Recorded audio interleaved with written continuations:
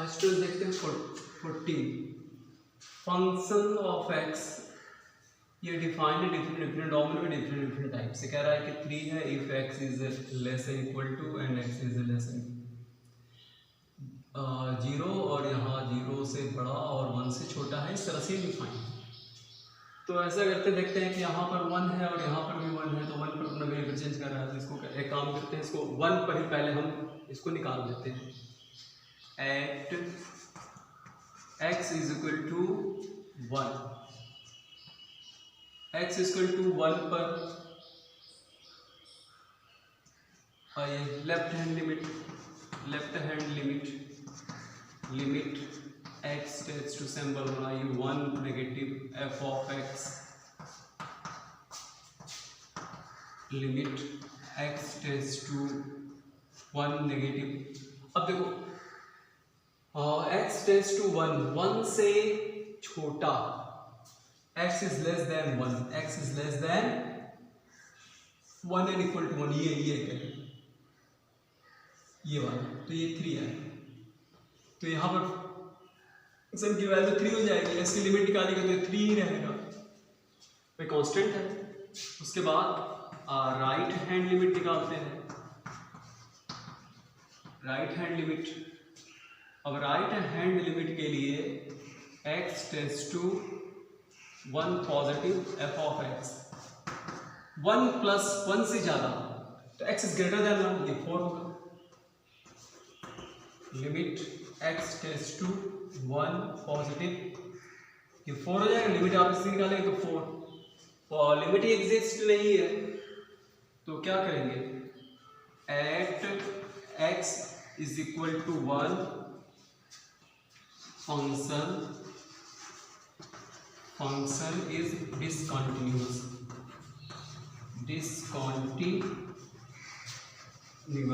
ये बहुत है। इसमें पूरा पॉइंट्स बताना है आपको। इसमें क्या कह रहा है, किसमें कह रहा है कि discuss the continuity of the function f where f is defined by. तो बहुत सारे पॉइंट्स दिए हुए हैं ना, तो ये तो हमने क्या किया, अभी 1 पे निकाला, 1 पे निकाल लिया। अब 1 पे निकालने के बाद अब इसको आगे देखो 3 पर भी अपना बिहेवियर चेंज कर रहा है, 3 पर भी निकाल कर देखते हैं भाई 1 पर क्या मिला, 1 पर तो डिसकंटिन्यूअस मिल गया, तो यहाँ हम लिख दे रहे हैं 1 पर क्या है, डिसकंटिन्यूअस है, ठीक है। अब इसको अब हम 3 पे निकालने जा रहे हैं, तो आप इसको थोड़ा सा कॉपी कर लिए, फिर हम 3 पर निकाल रहे हैं इसको। अब 3 पर इसको देखिए, 3 पर देखते हैं, at x is equal to 3 पर निकाल लेते हैं, 1 पर निकाल लिया, 3 पर निकाल लेते हैं। तो left hand limit limit x tends to 3 negative function, देखो 3 से माइनस h कर देंगे, 3 से कम के लिए x इज लेस देन 3, ये वाला x इज लेस देन 3, यानी फंक्शन की वैल्यू होगी 4। तो limit x tends to 3 negative और फंक्शन वैल्यू 4 हो जाएगी। अब कांस्टेंट की लिमिट क्या आएगी, 4 ही आएगी। राइट हैंड लिमिट निकाल कर देखते हैं, राइट हैंड लिमिट, तो limit x tends to 3 positive, 3 plus h, 3 से ज्यादा के लिए कहाँ है, x इज ये greater than 3, x is greater than 3, यानी इसकी वैल्यू 5 आएगी। तो फंक्शन हो गया, ये हो गया limit x is greater than 3 positive, ये वैल्यू 5 आ गया। तो यहाँ पर भी क्या हुआ, लिमिट एग्जिस्ट नहीं है, तो फंक्शन और कंटिन्यूअस हो गई। तो लिखेंगे at x is equal to 3 function is discontinuous, ठीक है। देखो x इक्वल टू 3 पर भी क्या मिल गया, डिसकंटिन्यूअस मिल गया। अब और चेक करते हैं इसको, यहाँ तक आप कॉपी कीजिए, उसके बाद हम बताते हैं अब आगे हमें क्या करना है, ठीक है। तो 2 पर तो हमने निकाल लिया, 3 पर डिसकंटिन्यूअस मिल गया। बहुत सारे पॉइंट दिए हुए हैं, सब पॉइंट में बारी बारी चेक करना है। तो ये आप देखो, हमने किस पर 3 पर चेक कर लिया, 1 पर चेक कर लिया, इसको कॉपी कीजिए, रेस करके फिर आगे समझा रहे हैं इसकी।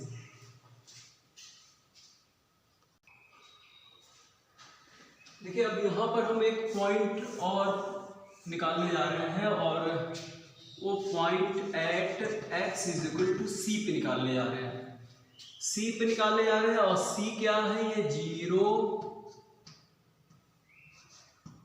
ये जो पॉइंट है 1, ये C is greater than 0 and less than 1, ठीक है। इस पर हम निकालने जा रहे हैं। देखते हैं क्या हमारा फंक्शन इस पर क्या आता है, इस पॉइंट पर।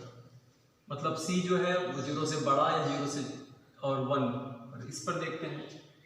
तो इसके लिए सिंपल हम लिमिट ऐसे ही निकाल देंगे, लिमिट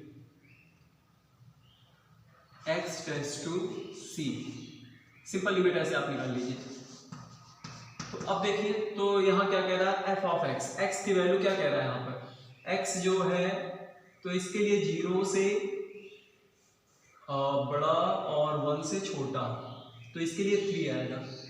तो limit x tends to c, c पर ये इसका फंक्शन आ जाएगा 3, यानी इसके आएगा 3, इसकी लिमिट तो 3 ही आ गई। इसकी लिमिट अगर हमने ऐसे निकाला तो 3 आ गया। और अब एक काम करते हैं, अब c पर फंक्शन की वैल्यू निकाल लेते हैं। फंक्शन की वैल्यू f ऑफ c पर फंक्शन की आप वैल्यू निकाल कर देखिए तो क्या मिलता है, f ऑफ c पर फंक्शन की वैल्यू, तो f ऑफ c पर भी फंक्शन की वैल्यू क्या मिलेगी हमें, 3 ही तो मिलेगी, 3 ही मिलेगी, क्योंकि कंडीशन है। तो एफ सी पर भी आ, तो यहाँ पर क्या हुआ, लिमिट और फंक्शन की वैल्यू क्या है, सेम आ गई। तो इसका मतलब हम कह सकते हैं x is equal to C, x is equal to C, लेकिन c की कंडीशन क्या है, greater than 0 and less than 1। तो यहां हम दिखा देंगे c, और c की वैल्यू जो आ रही है वो ये यहां पर देखिए, greater than 0 and less than 1। तो एक काम करते हैं, यहां पर हम इसको दिखा देते हैं कि less than 1 function is continuous, ठीक है, कंटिन्यूअस है। तो डिसकंटिन्यूअस था हमारा, तो इस पर, तो c पर क्या होगा, c यानी 1 से छोटे वैल्यू के लिए, 1 से छोटे वैल्यू के लिए हमारा फंक्शन क्या है, कंटिन्यूअस है। किससे, देखिए x इज लेस देन 1 से छोटे वैल्यू के लिए हमारा फंक्शन जो है वह कंटिन्यूअस है। तो ठीक है, x इज, यहाँ x equal to c is less than 1 के लिए यहाँ क्या मिला, कंटिन्यूअस मिल गया, ठीक है। अभी इसको थोड़ा सा हमें बाद में लिखना पड़ेगा, तो इसको भी आप समझ लीजिए। अब हम निकालेंगे, इसके बाद देखते हैं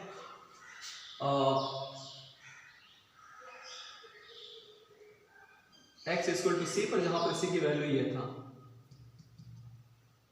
ठीक। तो इसको अपना आप कीजिए, बताते हैं।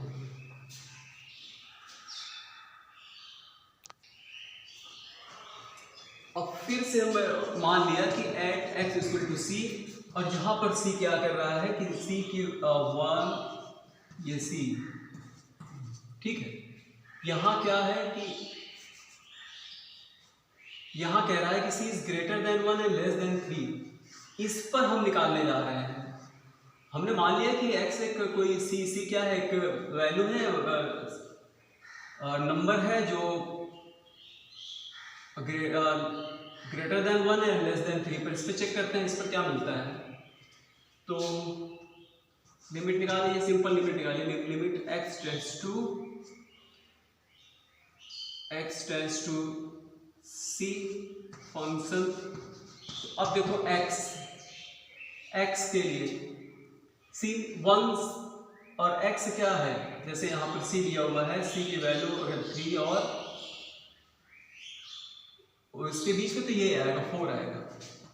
तो limit x tends to c, ये हो जाएगा 4, तो इसकी लिमिट 4 आ गई। अब इसकी वैल्यू निकाल लेते हैं, f c पर फंक्शन की वैल्यू निकाल लेते हैं। तो इसके बीच में ये 4 आ रहा है, 4 ही है। तो ये कहने का मतलब ये क्या है कि ये फंक्शन भी हमारा क्या है, यहाँ लिमिट और ये लिमिट, अब आप यहाँ चाहिए तो लिख दीजिए कि ये फंक्शन भी हमारा कंटिन्यूअस ही है, x इक्वल टू c, और यहाँ पर c क्या है 1 less than c and less than c is greater than 1 and less than 3 पर ये at function is continuous, function is continuous. देखो यहां पर भी फंक्शन हमारा क्या मिलेगा, कॉन्टिन्यूस मिलेगा। किस पर, इस वाले पॉइंट पर, यानी x 1 से बड़ा और 3 से छोटे पर भी फंक्शन हमारा क्या आया, कॉन्टिन्यूस आ गया। अब बारी है इस पर चेक करने की, इस पर चेक कर लेते हैं। ठीक है, एक और इस पर भी चेक कर लेते हैं। मान लेते हैं कि कोई c है, c पॉइंट जो greater than 3 and less then 10, इस पर चेक करके देखते हैं कि क्या फंक्शन क्या है। इसको कॉपी कीजिए, बताता हूं।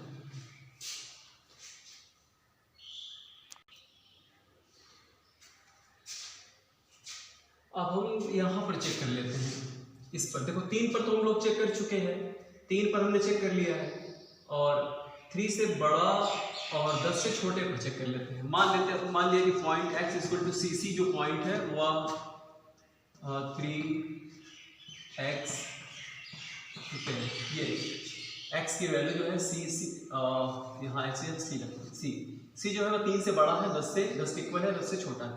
इस पर चेक कर लेते हैं। तो लिमिट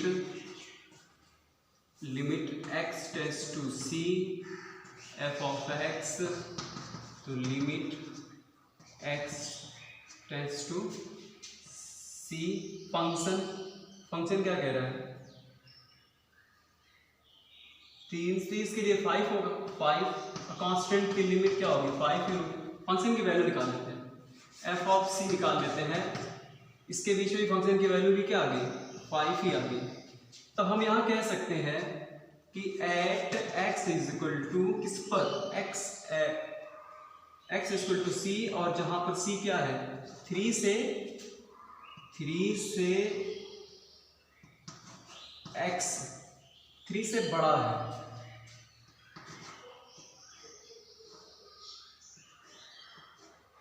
एंड 10, ठीक, इज कॉन्टिन्यूअस। तो फंक्शन इज कॉन्टिन्यूअस, ठीक है, फंक्शन ये लिख लीजिए f इज कॉन्टिन्यूअस। फंक्शन हमारा क्या मिल गया, फंक्शन इज कॉन्टिन्यूअस है। देखो कॉन्टिन्यूअस मिला, किस पे मिला, फंक्शन कॉन्टिन्यूअस मिला है। इन सारे केवल इस पर कॉन्टिन्यूअस डिसकॉन्टिन्यूअस है 1 और 3 पर। बाकी सारे पॉइंट्स पर हमने बड़ा छोटा सारे पॉइंट्स पे चेक कर लिया, तो कॉन्टिन्यूअस मिल गया। तो यहां हम दिखा देंगे at x is equal to 1 and 3, ठीक है, 3 function given function is discontinuous, ठीक है। At x is equal to c, मतलब रियल नंबर, कोई भी रियल नंबर, c क्या, c रियल नंबर है, लेकिन 1 एंड 3 नहीं होगा, ठीक है। अगर हम x को कोई रियल नंबर है, ऐसी माना था, इससे क्या रियल नंबर ही तो है, x is equal to real number, लेकिन 1 और 3 नहीं होना चाहिए। बाकी सारे पॉइंट पर हमारा फंक्शन कंटिन्यूअस आ रहा है, और फंक्शन इज कॉन्टिन्यूअस, ठीक है। तो कई कंडीशन है, आप चाहो तो ना हर स्टेप को condition 1, condition 2, condition 3, condition 4, condition 5 तक गया है। आपको हर स्टेप को आप हर जिस पॉइंट पर आप चेक किए हो, जैसे ये 5 हो गया तो आप 5 लिख दीजिए, इसके पहले वाले पर 4 लिख दीजिएगा, उसके आगे 3 लिख दीजिएगा। तो हमने सब पर चेक करके देख लिया कि हमारा फंक्शन जो है 1, 3 पर डिसकंटिन्यूअस है, और x कोई भी रियल नंबर हो लेकिन 1 और 3 ना हो तो फंक्शन हमारा कंटिन्यूअस होता है। यानी 1, 3 को छोड़ करके बाकी सारे पॉइंट रियल वैल्यू पर हमारा फंक्शन क्या है, कंटिन्यूअस है। तो ये आपका हो गया 40, इसको आप कॉपी कर लीजिए, समझ लीजिए अच्छे से, और फिर आपको नेक्स्ट बताते हैं। Thank you.